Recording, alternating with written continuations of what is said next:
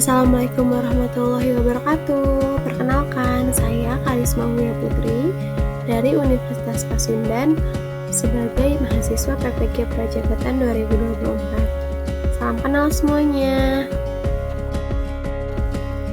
Apa saja ya pemahaman baru yang saya dapatkan setelah mengikuti mata kuliah literasi dasar ini?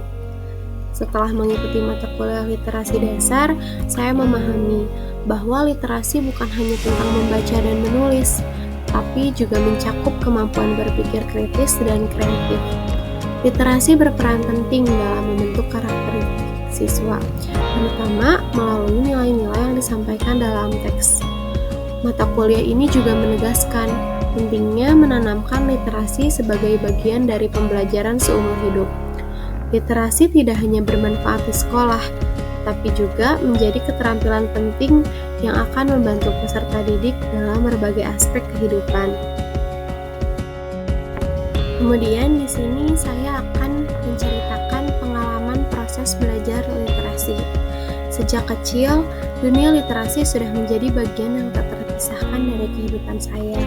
Buku cerita bergambar menjadi jendela pertama saya untuk melihat dunia yang lebih luas. Kata-kata yang tertulis di dalam buku seolah-olah membawa saya ke tempat-tempat yang jauh, memperkenalkan karakter-karakter yang berbeda, dan mengajarkan banyak hal yang tidak pernah saya jumpai dalam kehidupan sehari-hari. Sekarang, saya memandang pengalaman literasi masa kecil saya sebagai dasar yang kuat dalam proses belajar sepanjang hayat. Kemudian, apa hal yang ingin saya lakukan untuk berkontribusi dalam membudidayakan literasi? Di lingkungan sekolah, saya akan mengadakan beberapa kegiatan. Di antaranya yaitu salah satunya adalah literasi walk, di mana peserta didik diajak untuk berjalan di lingkungan sekolah atau sekitar sambil membaca papan informasi, petunjuk, atau cerita singkat yang dipasang di beberapa titik. Kegiatan ini bertujuan untuk menggabungkan literasi dengan eksplorasi di lingkungan sekitar.